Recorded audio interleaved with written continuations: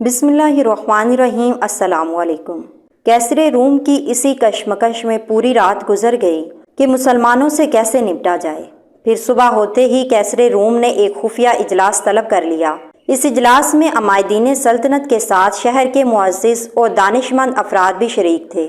सब लोग जमा हो गए तो कैसरे रूम ने हाज़रीन को मुखातिब करते हुए कहा, ईसाई अपनी तादाद में अरबों से कहीं ज्यादा हैं। उनके हथियार पुराने और जंगी वसाइल भी तुमसे कहीं कम हैं।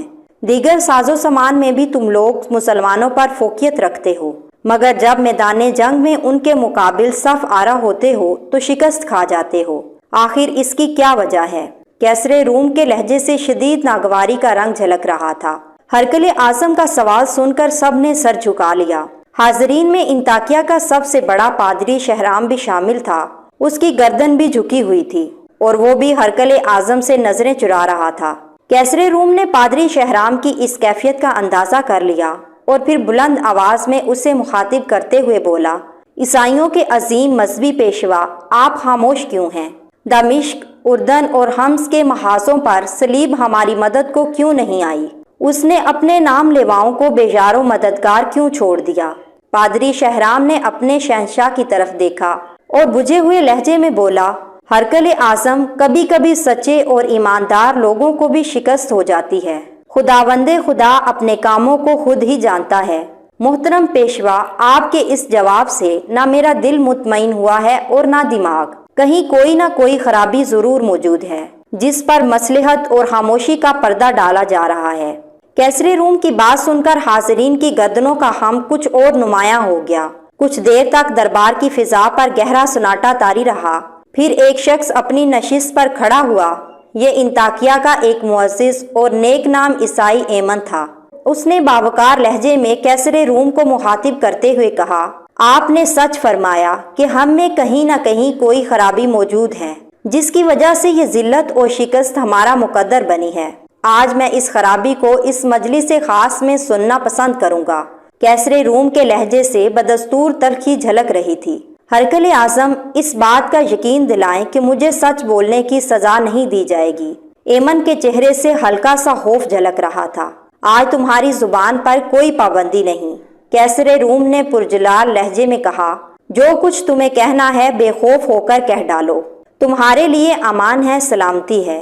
कैसरे रूम की तरफ से इजाजत मिलते ही एमन ने इंतहाई पुरसोज लहजे में कहना शुरू किया, हरकल आज़म को मालूम होना चाहिए कि दमिश्क, उर्दन और हम्स से आने वाले ईसाइयों की जमात का हर फर्द झूठा है। ये कहकर एमन चंद लम्हों के लिए खामोश हो गया और हाजरीन मजलिस की दिली कैफियत का जायजा लेने लगा। इस खुफिया इजलास में मौजूद हर फर्द के चेहरे पर एमन के लिए नफरत का रंग झलक रहा था, मगर कैसरे रूम के चेहरे पर गैर मामूली संजीदगी तारी थी। उसने बड़े तहम्मुल के साथ अपना दायां हाथ बुलंद करते हुए कहा, एमन, तुम अपना बयान जारी रखो। दामिश्क और उर्दन में मेरे भी कुछ करीबी अजीज और दोस्त रहते हैं। उनमें खूबसूरत जवान औरतें और नोहेज दो शेजाएं भी शामिल हैं। 2 हफ्ते पहले ही मेरा एक दोस्त इंताकिया से आया था। उसने मुकद्दस बाप और बेटे की कसम खाकर बताया कि इन इलाकों में तमाम ईसाइयों की जानो माल और इज्जत व आबरू मुकम्मल तौर पर महफूज है। एक बार फिर हाजरीन मजलिस के चेहरों के रंग बिगड़ गए। वो एमन की जुबान से मुसलमानों की वहशत और दरिंदगी के फर्जी अफसाने सुनना चाहते थे, मगर जब एमन ने अपने एक दोस्त के हवाले से मुकद्दस बाप और बेटे को दरमियान मिलाकर मुसलमानों की बेमिसाल रवादारी और करीमाना अमल का जिक्र किया तो उनके सीनों में नफरत की आग के शोले भड़क गए। इसके बरक्स कैसरे रूम के चेहरे पर खैरत और सुकूत का रंग नुमाया था।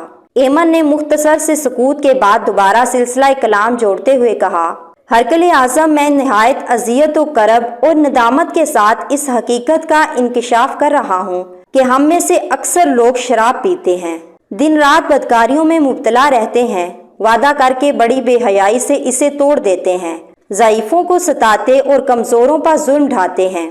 इसके बरक्स मुसलमानों का ये हाल है कि जब किसी से अहद कर लेते हैं तो इसे निभाने के लिए अपनी जान तक दे देते हैं। उनका अखलाक हमसे कहीं ज्यादा बुलंद और उनका सलूक हमसे कहीं ज्यादा बेहतर है। वो रात को इबादत करते हैं और दिन में रोजे रखते हैं। वो किसी पर जुल्म नहीं ढाते बल्कि अपने बदतरीन दुश्मनों को भी माफ कर देते हैं। ان کی یہاں رنگ و نسل اور قبیلہ و خاندان کی کوئی تفریق نہیں، وہ آپس میں برابر ہیں۔ اس لیے مسلمانوں کے ہر کام میں جوش اور استقلال ہوتا ہے۔ اگر ہم نے دمشق، اردن اور حمص کی شکست سے سبق حاصل کر کے اپنے کردار نہیں بدلے تو ایمن نے جان بوجھ کر اپنی بات ادھوری چھوڑ دی تھی، مگر کیسر روم کے ساتھ تمام حاضرین مجلس بھی سمجھ گئے تھے کہ وہ کیا کہنا چاہتا ہے۔ پھر وہی ہوا جس کی طرف ایمن نے اشارہ کیا تھا۔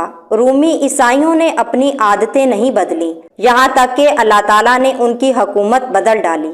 مسلمانوں کی مسلسل فتوحات کی خبریں سن کر کیسر روم گھبرا گیا اور پھر اس نے بڑی عجلت کے ساتھ شام چھوڑ کر قسطنطنیہ جانے کا فیصلہ کر لیا۔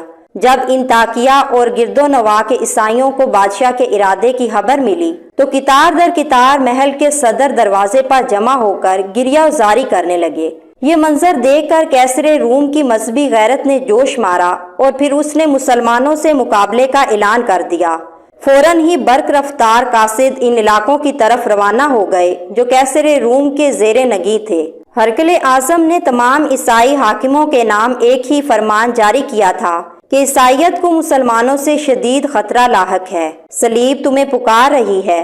کیسر کے اس فرمان نے عیسائیوں کے مذہبی جذبات میں آگ لگا دی اور وہ طوفان برق و باد کی طرح انطاکیہ پہنچ گئے۔ رومیوں کی پرجوش جنگی تیاریاں دیکھ کر لشکر اسلام کے سالار حضرت ابو عبیدہ رضی اللہ تعالیٰ عنہ نے اپنے تمام فوجی افسروں کو طلب کر کے ان سے مشورہ کیا کہ اس صورتحال میں کیا حکمت عملی اختیار کی جائے۔ ہر افسر نے اپنے ذہن کی رسائی کے مطابق مختلف رائے پیش کی۔ بالآخر طویل بحث و تمہیز کے بعد پوری جنگ کے سارے ماہرین اس بات پر متفق ہو گئے کہ مختلف محاذوں پر تعینات مسلمان سپاہیوں کو ایک مقام پر جمع کر لیا جائے۔ نتیجتاً تمام مجاہدین اسلام دمشق میں یکجا ہوئے۔ اس کے بعد حضرت ابو عبیدہ رضی اللہ تعالیٰ عنہ نے مقبوضہ علاقوں کے عیسائی مردوں کو ایک طویل و عریض میدان میں جمع کر کے ان سے مختصر خطاب کیا۔ ہمیں افسوس ہے کہ ہم اپنی بے پناہ مصروفیات کے باعث تم لوگوں کی حفاظت کی ذمہ داری نہیں لے سکتے، اس لیے جزیے یعنی حفاظتی ٹیکس کی ساری رقم واپس کی جاتی ہے۔